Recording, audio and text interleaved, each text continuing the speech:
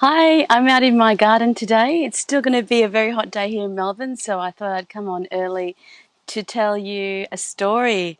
And I hope that you've brought your coffee along. I'm just having a black coffee.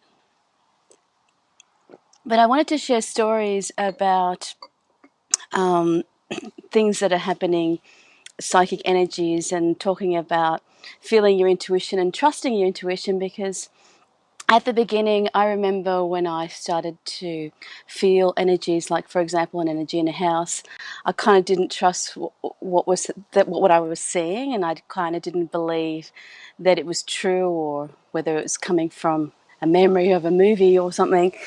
But on your spiritual journey or your psychic journey, it's really important to practice feeling energies, and stories are a great way to learn and experience things. So here's my story. When I was at university, a girlfriend of mine and we wanted to get a house together, rent a house, and we wanted something nice and big. I was an artist and she was a photographer, so we wanted, a couple of bedrooms and a couple of studio spaces as well. And as we looked, we couldn't believe our luck because we found a big old house. It was in a city. It was beautiful. The front rooms had stained glass windows, really high ceilings. It was just gorgeous. And so we applied for it thinking that we wouldn't get it, but we actually did get it. And we couldn't believe our luck. It was just an incredible feeling, jumping up and down. And then that first night, we realised that the house was pretty full of spirits and ghosts. And the owner lived, we didn't know what was happening really, and I sort of didn't trust what I was feeling, but it kind of was thick with the spirits shuffling up and down the corridor. And then the owner, it was a private rent, so there was no agency. The owner lived close, and we asked him what the house was before, and he said it was a World War II veterans hospice. So it started to make sense to us why we felt the energy of people shuffling up down the corridor. And we could have made a choice then to leave, but because we loved the house so much, and I'd been studying a lot of psychic healing and psychic protection, I saw it as an opportunity to learn about the psychic realms. And I wasn't afraid of ghosts as such, but I saw them as an opportunity to develop and learn. And if there was some way that I could help them, then that would be good too.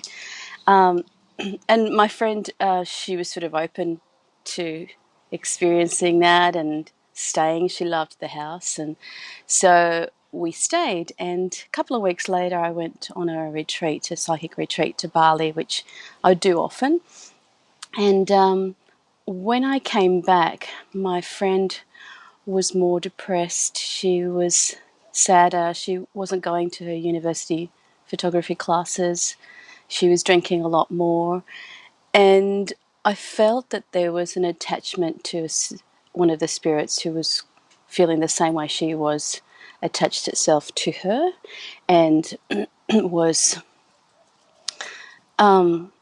making her really upset. And she withdrew and she was in her room a lot.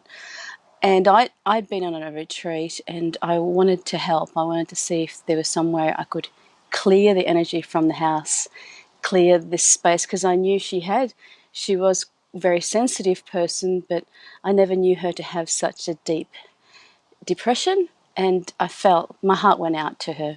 I'm just going to sip a coffee.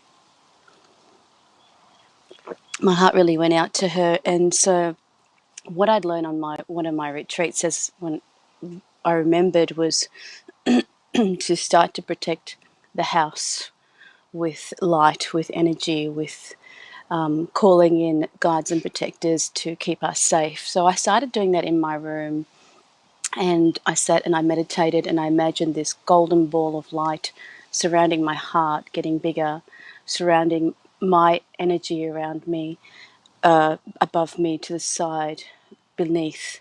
started thinking of my friend and opening my heart and allowing her to feel that energy, to feel that warmth, the light of protection. And then I started to put the energy in the corridor where there was a lot of shuffling up and down the corridor. There was a lot of energy of men who were depressed and helping them to clear that depression. I didn't know what to say or what to do, but I just put out the energy of golden light to them and wished them, happiness if they need to pass on, or whatever lesson they needed to learn, that they could learn it with that light. And then I surrounded the house with this big golden ball of light. And then I surrounded the street and the neighbourhood.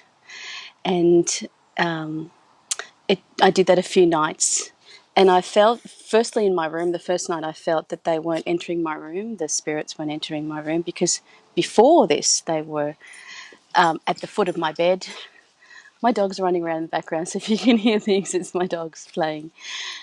Before the visualization and the protection of light, they were at the foot of my bed and they would watch me sleep, and my friend would have dreams about older men, so they'd come into her dreams. After the protection of light, the first night they weren't in my room, they were still in the corridor and they were still sort of shuffling. They were a little bit confused, some of them. And then I did about 3 days of this warm light and during my meditations, and then it started to clear, and a few of them stayed in the backyard as well. Some of them had still stuff to work out, so they were around as well. But the thing with spirits at the moment, I'm feeling that there is a lot of healing to be done, not only in our lifetime, in our life, in this realm, but in others as well. And sometimes we can help them with the lessons and the guidance. And here they come running, my dogs.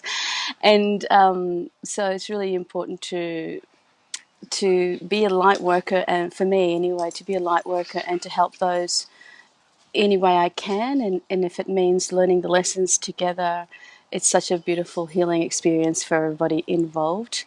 And that's why I created psychic healing kind of toolbox. I started to think, oh, this golden light works. So I started seeing other things that worked as well and experimenting with things. And so what I want to offer today is a video series I did. It's completely free, and it goes through more stories that I've just told, like today, and tools that you can use for psychic protection as well. So if you are interested in this subject and you have had some experiences in your house or a friend's house or a particular place, and you want to learn more about how to clear that, click on the link below and just start doing the video course.